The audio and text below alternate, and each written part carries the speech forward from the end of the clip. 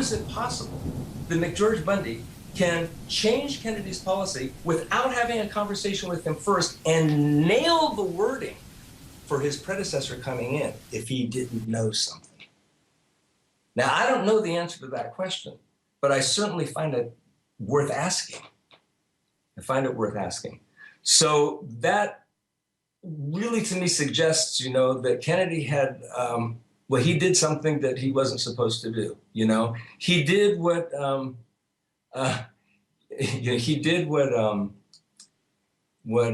President, he actually, Kennedy did a speech one day to, I think it was the United Auto Workers, if I'm not mistaken.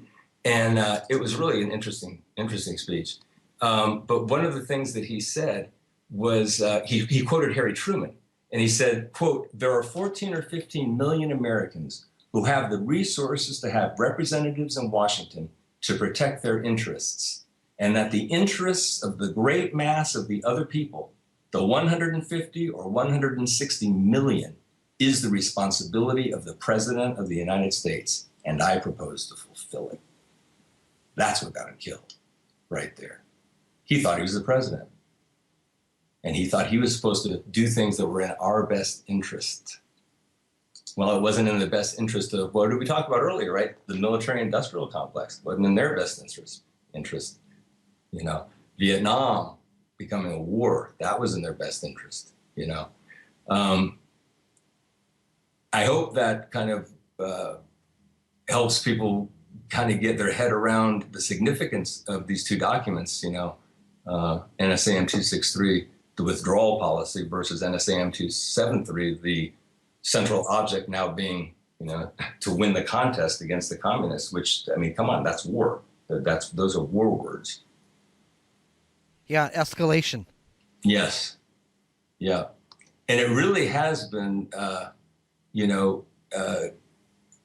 look, Vietnam was not inevitable. I mean, let's look at the question a different way. The Vietnam War was fought ostensibly for the purpose of defending South Vietnam from communism, and also to, quote unquote, contain the spread of communism and stem, what did they call it? The domino effect, which the domino effect was a doctrine asserting that once Vietnam falls to communism, so will Cambodia, Laos, Thailand, Bangladesh, Burma, or Myanmar, but Burma at the time, and all the rest. And, how do we know the Vietnam War was avoidable? Because none of the goals of fighting the war were accomplished. I mean, we fought the war, but South Vietnam fell to communism anyway.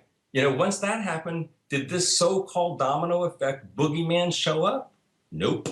Today, none of the surrounding countries is communist with the exception of Laos. But Cambodia, Thailand, Burma, Myanmar, Bangladesh, none of them fell to communism as the warmongers predicted. None of them did. And so, we didn't contain communism in Southeast Asia. We lost the war. Communism contained itself. I mean, it does that thing. I remember, when I was studying political science years ago when I was in college, and I had a professor who was saying, he predicted, that the Soviet Union would fall. And he said one of the reasons is because of their expansionism. He goes, right, you've got a central government over here. He goes, they're making the same mistake Rome made. I mean, it's just gonna end up falling. You can't control all of that. And I think this is an early example of it. The other thing, you're dealing with native peoples there. That's the other thing. I mean, I really liked a lot of what Fletcher talked about in JFK, in his book JFK. It's kind of a long title, but the main title is the CIA, Vietnam, and the plot to assassinate. Yeah, and when he talks extensively about the people of Vietnam and how long they had been there, I mean, that the natives of Vietnam, that culture, predates the Egyptians. It's like, wow. I mean, this is a very, very ancient culture, and a peaceful culture, and you're not going to change. First of all, how dare we change them? Whether it's the communists trying to change them or the Americans trying to change them, it doesn't matter. How dare we try to change them? That this is their land, this is their culture, their beliefs, their religious system that they have. What they had, which is not necessarily of the kind that Western civilizations want to recognize as legitimate, but certainly they are, and they're certainly entitled to it.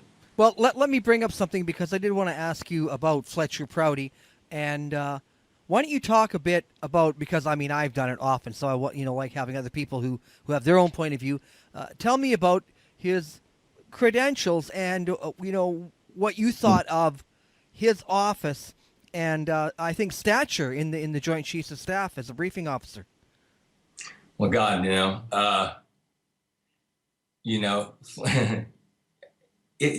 I think in a word, a real good way of saying it is when a person is in charge of, this is a euphemism here though, right? Is in charge of Team B, right? That's huge, that's huge. And what's Team B, right? Team B is like Plan B, I live, as you know, in San Diego, right? Real close to the bay here. And there's a beautiful yacht down here that sometimes when we go to dinner, we'll walk down the Seaport Village area and you can walk past it. It's a real nice, large yacht, right? And then right next to it, tied up to it, is a much smaller little, not quite a dinghy, bigger than a Boston whaler, but nothing of the size of the first one, And it says, the name of that one is Plan B, And the reason I bring that up, well, gee, that's not exactly the same as this Plan B or this Team B. Chief of Team B is very, very special, right? Team B is special operations. Team B is when Team A, for whatever reason, it's not that Team A can't get the job done. Team A can't get the job done without getting caught. See? And when you can't involve the actual military in something, then you've got to get it done a different way. And there are times maybe when that's appropriate. I'm not commenting on the morality of whether it's appropriate to do those things or not, but we do know that nations have ways of protecting themselves from threats, real or perceived. And sometimes they protect them in very overt ways, and sometimes they do them in covert ways. Well, that was Fletcher's business. Fletcher was the person that the agency basically had to go through to get military backing for the plans that they had that required military assistance. And it doesn't necessarily mean that our actual military got involved with active personnel, but they certainly got advised on how to do things. They certainly got equipment from our military. They got retired suddenly so that it wasn't, because it'd be a violation of, NSC 5412, I believe, to use active personnel and in-service U.S. military equipment in covert operations. So you can't do that, but you can retire equipment. And like the B-26s, that were used for the Bay of Pigs, the B-26s, right? Those were widely disseminated around the world to a lot of our allies, so it was very easy to use those during the Bay of Pigs. They weren't ours anymore. They were basically gifted, if not sold, probably gifted through the Central Intelligence Agency to Brigade 2506 anti-Castro pilots and things down in Nicaragua. So, Fletcher, certainly, he was chief of special operations in the Pentagon, He was first in the office of the Secretary of Defense and then later in the office of the Chairman of the Joint Chiefs of Staff. I mean, come on, this is a huge, these are really, really sensitive positions.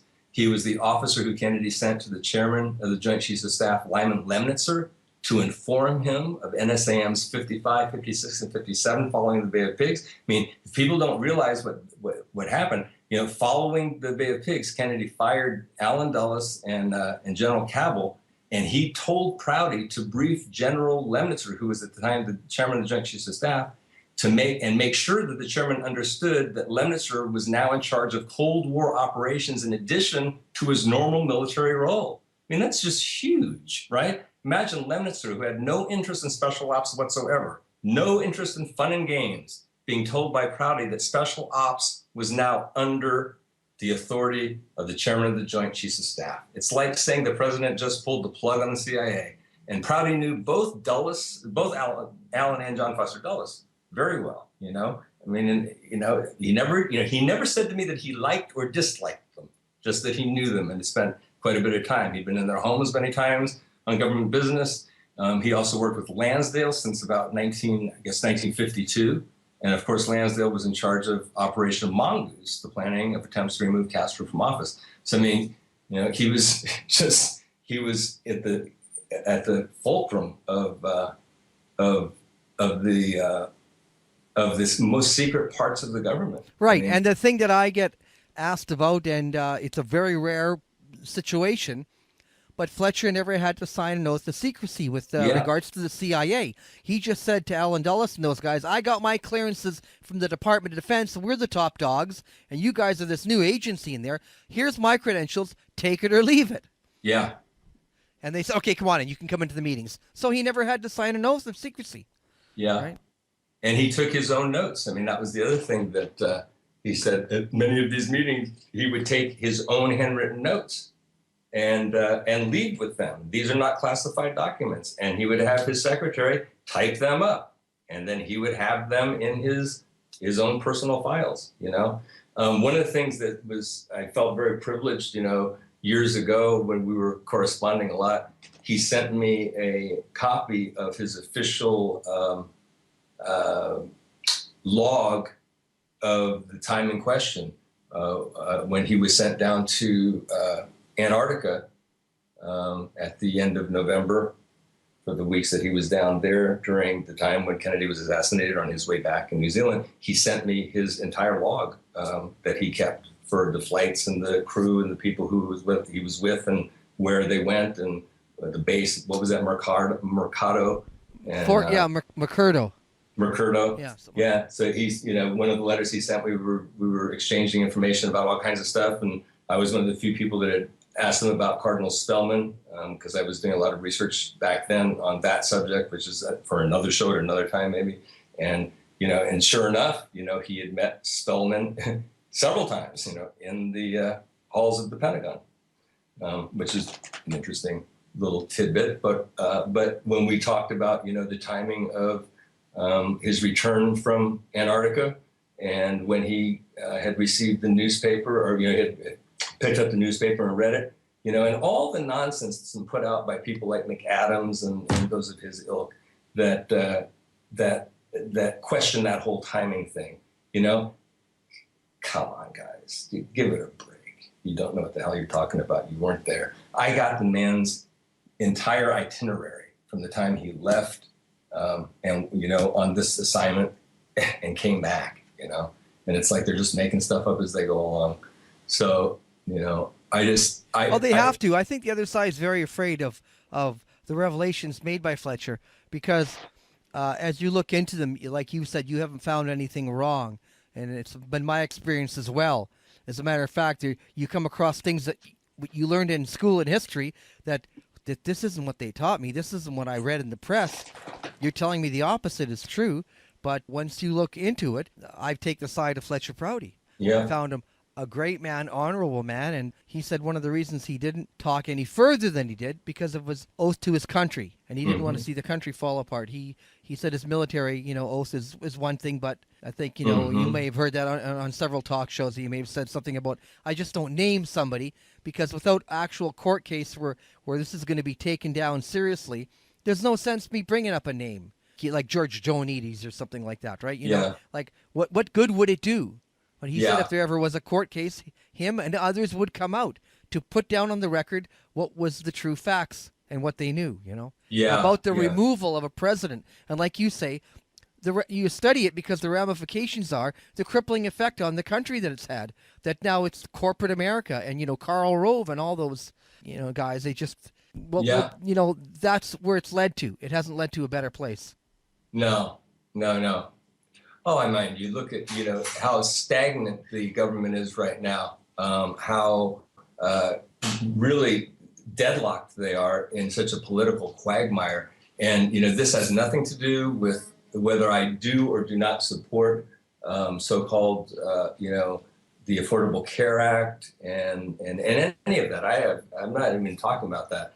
But how they shut the government down and how they did it and all this craziness. I mean, it's an unbelievable display to the world of how far we haven't come, how stuck we still are in many, many ways. And it's really kind of, I mean, it's very sad, and I mean that word sad. I don't mean it's, it just derogatorily. I mean, it's actually depressing that we have grown men that we put in office that behave this way, as though this is about them, as though this is about Democrats and Republicans or independents or libertarians. It's not about that.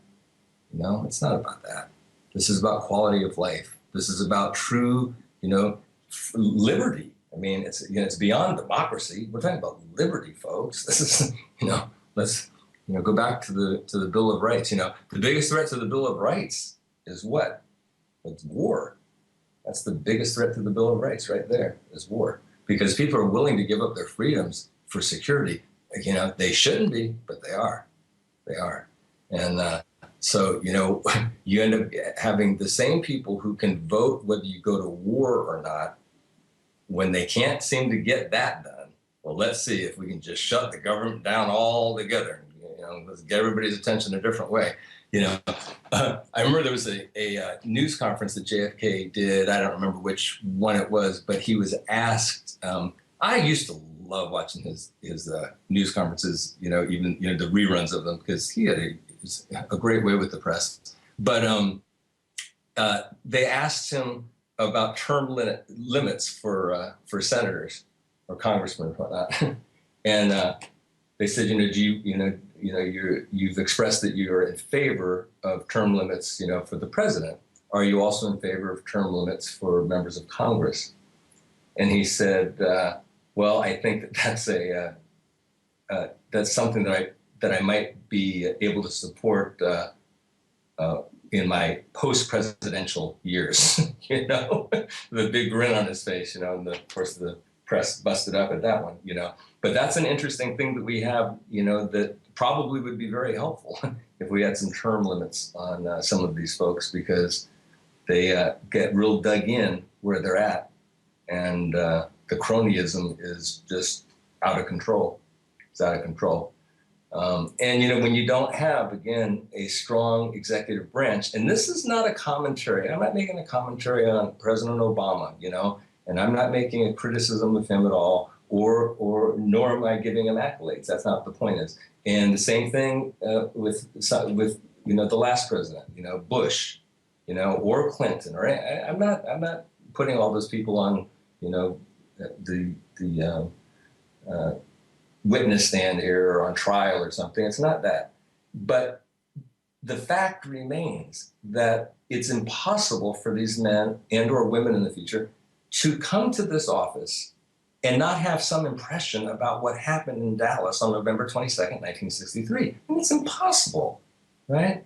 They have to have an impression of what happened, and they would have to be cognitively impaired to a degree that would limit their ability to even run a campaign and get to that office, let alone be in office, to come to the conclusion that it was a lone nut. I mean, come on, this is just idiotic.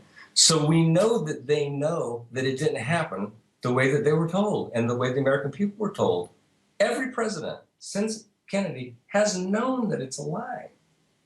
So you could make the case that Lyndon Johnson didn't accept the, in 1968, the nomination, because he knew that he would have to wind down the war. There was no way they were going to win, and he didn't want to send more troops there, and there was no way out. So he just said, "That's it. I've had enough." Yeah, that's that's very possible. But I think every single one of them, has known. And how, again, do you take office? If you look at those facts and you say, not only did the protection detail, shirk their responsibility and that crime was committed, but then there was no proper investigation of the crime on top of it. So, if you're the president and all of a sudden you get the quote unquote, the political or military industrial, screws turned on you, it's a little bit difficult to stand up and actually be the president and lead and say, hey, enough is enough. We're pulling out of Vietnam. We're desegregating the South. We're doing this. We're doing, once you realize that could be the outcome, Well, now you don't have an executive branch of the government. Right. I mean, look how Obama said his first thing he was going to happen was going to withdraw or close down Guantanamo Bay. I mean, he made that obvious. That was, I'm shutting it down. And then he's in, and he must have got the word from the Joint Chiefs that said, you shut it down, you'll be next. Well, I don't know if that, is the case that much. I don't know. I mean, and again, I don't claim to know that there could be legitimate things that occur, right, that a president does find out that are actually legitimate that he was not privy to prior to. I mean, that is, I allow for that, and I don't know if that's the case with Guantanamo or not. I don't know. But I do know that that's got to hang over their head, that this event occurred and was completely handled wrong, and the investigation was blown, and that it quote that it could happen again.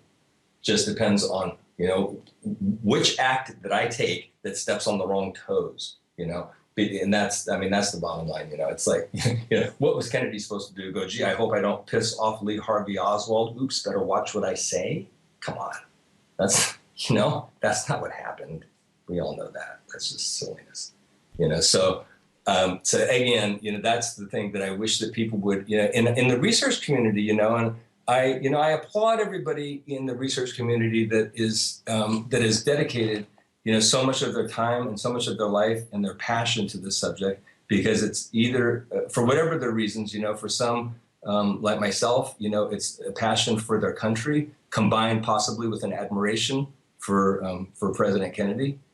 And for some, it may just be a sense of justice, and a sense of, hey, this isn't how we do business in the United States. This is wrong. So for whatever the reasons, I do applaud them, and I applaud all the effort that's gone into the case. But I would want to point one thing out. All the infighting, the majority of it makes no difference, folks. Makes no difference. The point is, this crime occurred. It was a conspiracy. It was covered up, and it continues to be covered up, and that's happening for a reason. And what we need to come to grips with is, what does that mean? More than what it is, what it means. That's what's important. And we can bicker about what it is. There were 15 shooters, there were 2 shooters, there were 5 locations, there were 3 spotters. That's what it quote unquote is. We can bicker about those details. And most of those we're never going to know anyhow. But the bottom line is that doesn't matter. None of it matters. And he asked Proudy, right, how many shooters were there? He said, as many as it took. That's the right answer, because it cuts to the core of the issue. It cuts to the what does it mean? It means he could not be allowed to remain president. That's what it cuts to. And so the importance of this whole thing is that we, realize that this is about not just that event, and not figuring out all those little details, and not going back and forth about all of these little, I think Fletcher called it a parlor game, he's absolutely right.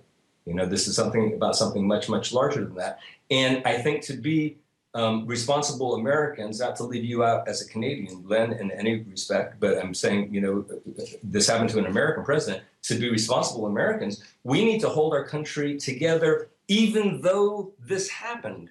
And we need to hold it together even though we understand what it means. I mean, this is crucial. If the truth were all to come out right today, we shouldn't go have a civil war. There shouldn't be mayhem in the streets. There shouldn't be rioting. No. We need to accept what happened and come to terms with what it means and right the ship.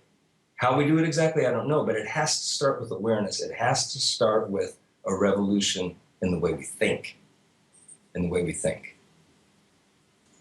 Well, I think most people tuning into this show have that under control. It's the major media that is represented by corporate America that there's the problem. So you always hear lone gunman, Lee Oswald, lone assassin, no conspiracy. I mean, it's childish, really. Yeah. I mean, there's some guy, and then one of the last living members of the Warren Commission going on the tour now saying no conspiracy. No, I mean, of course, all you had to do is go to the Pittsburgh conference and listen to speaker after speaker. There was Cyril Wecht, guiding the whole thing, and Ben Wecht, Of course there's a conspiracy. Are you Yeah. brain dead? You know? And like you mentioned, what does it all mean? What's the ramifications? Let's study that and discuss it. Yeah, it's an unbelievable, I actually responded. I think you're talking about that LA Times article that guy was, I'm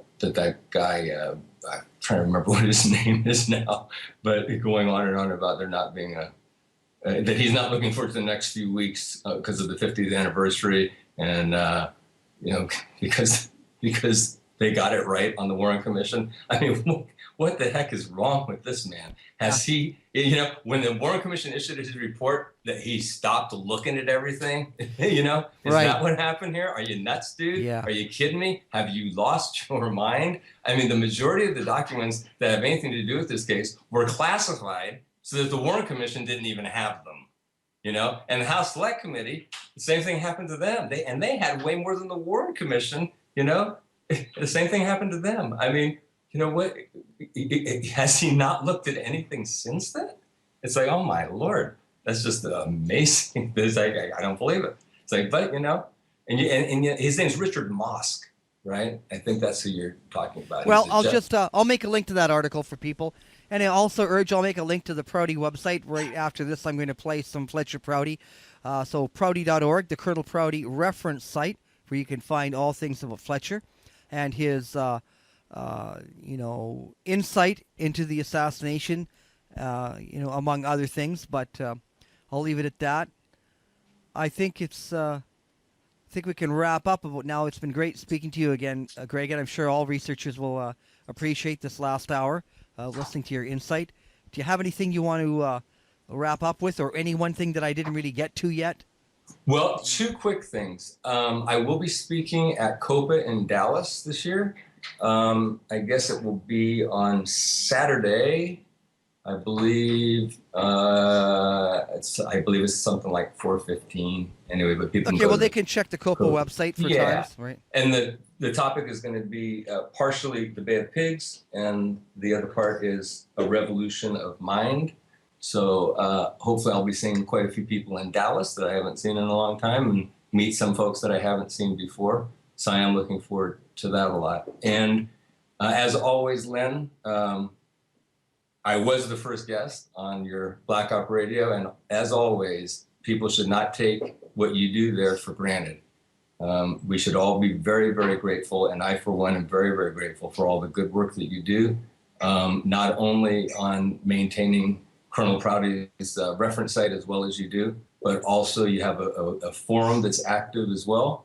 And this show has grown from what our wildest imaginings would have been to how many shows now? 1,000, roughly? No, but 600 and more than 650, right? So this is going to be show 653. Well, okay, well, I'm getting ambitious, but that's still a heck of a lot of shows. shows. No, the late great Mae Brussel, I think, had 988. That's the mountaintop. Well, there you go. Yeah. It's not you're a young man. You're a young man. So thank you so much, Lynn. Thanks for having me, and again, thanks so much for all the good work that you do. Right, and thank you for being so eloquent about actually, the one question, why is it important still today? And I think you really answered that well. So that's something that people can take away from this interview, that, there are the reasons that you went into, and that's worth it on its own. Oh, thanks, Lynn. I really appreciate it. All right, until next time then, Greg. Okay. All right. Good night. Okay, good night.